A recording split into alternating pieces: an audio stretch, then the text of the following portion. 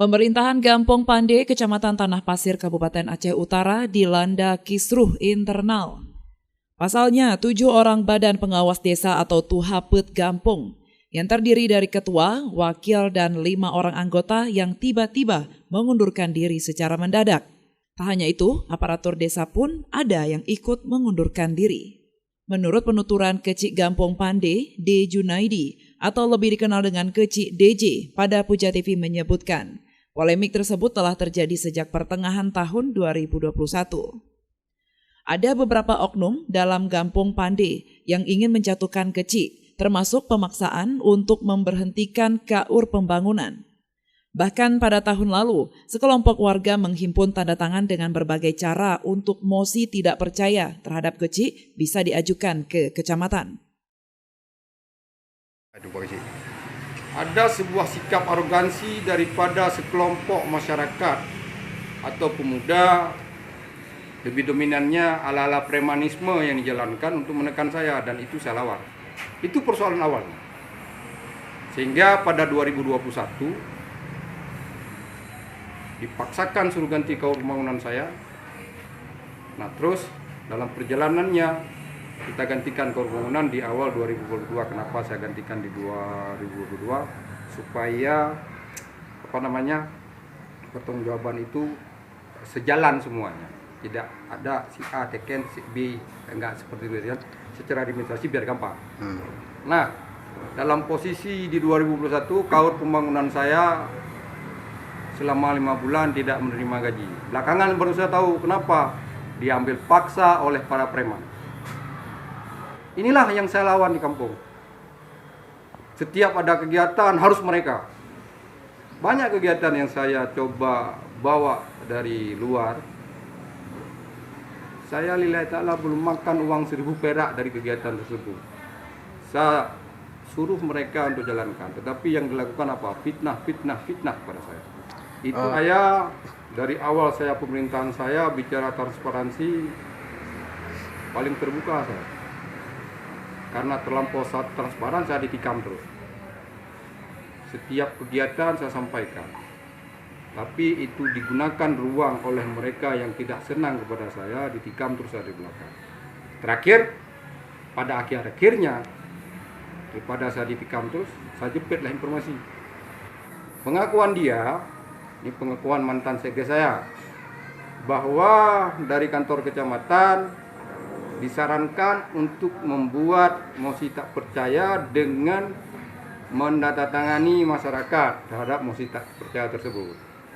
Apakah ada bukti? Yang saya sampaikan ini adalah bahwa yang saya sampaikan pernyataan daripada sekdes. Buktinya adalah bentuk rekaman video rekaman telepon. Kenapa demikian? Telepon saya auto record. Yang pertama, saya akan tempuh jalur hukum kalau itu yang berkenan dengan hukum. Harapannya, saya berharap Gampong Pande ini terlepas saya masih gisi atau saya tidak lagi jadi gisi. Pola premanisme ini seharusnya tidak dijalankan dalam sebuah desa. Kalaupun seandainya ada perselisihan pendapat, janganlah diterapkan pola-pola preman. Karena tidak masanya lagi seperti itu. Untuk pihak kecamatan, jujur saya tidak berharap banyak. Karena persoalannya ini ada dari mereka. Malah saya berharap PJ Bupati segera menggantikan camat ini. Kenapa? Tidak punya kemampuan apapun dalam menyelesaikan masalah. Baik juga sekcam. Yang diselesaikan bukan menjadi kecil, jadi besar. Itu harapan saya. Informasi yang diterima Puja TV, pihak kecamatan diduga ikut terseret dalam upaya menggalang mosi tak percaya terhadap Kecik. Sementara itu, Sekretaris Kecamatan Zulkifli yang dikonfirmasi Puja TV di ruang kerjanya membantah keras keterlibatan pihaknya, apalagi menyarankan warga untuk membuat mosi tidak percaya terhadap Kecik DJ. Dirinya mengaku ini tidak benar. Justru pihaknya mengaku berupaya menyelesaikan polemik tersebut sehingga dana desa tahun 2022 yang sempat tersendat bisa dicairkan. Persoalannya tidak akur pemerintahan kampung dengan aparatur, baik sistem pembangunannya, sistem adat istiadatnya, dan satu lagi kemarin ada juga dibaca oleh mantan Tuapet mengenai keterbukaan pembangunan di Kampung Pande. Papan informasi tidak ada dan pelanggaran syariat Islam seperti pengajian di bulan suci Ramadan dan termasuk fardu kifayah, tempat orang meninggal kecil tidak pernah hadir.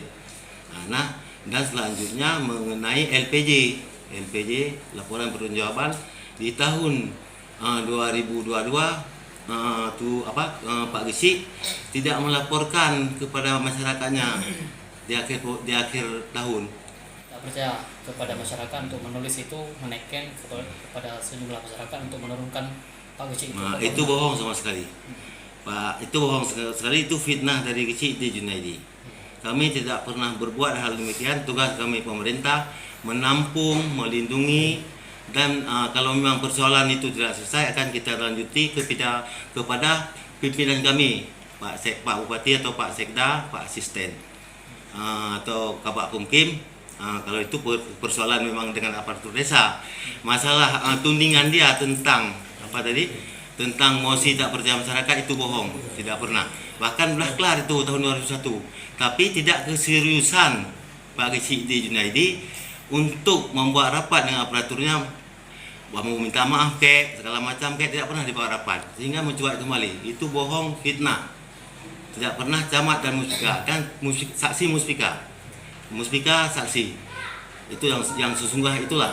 Itu semua lah, itu muspika udah. Pak Daramil, Pak Kapolsek, Pak Kanit, semua Kabit Kanit Kalimas, Kanires dan Kanit Babinsa kan. Itu semua fitnah.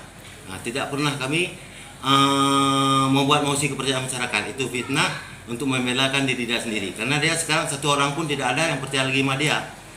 Baik masyarakat, tokoh, Tunku Imum, karena dia yang paling fatal pelanggaran syariat Islam. Saat ini, kampung tersebut sudah tidak memiliki badan pengawas desa dan aparatur desa.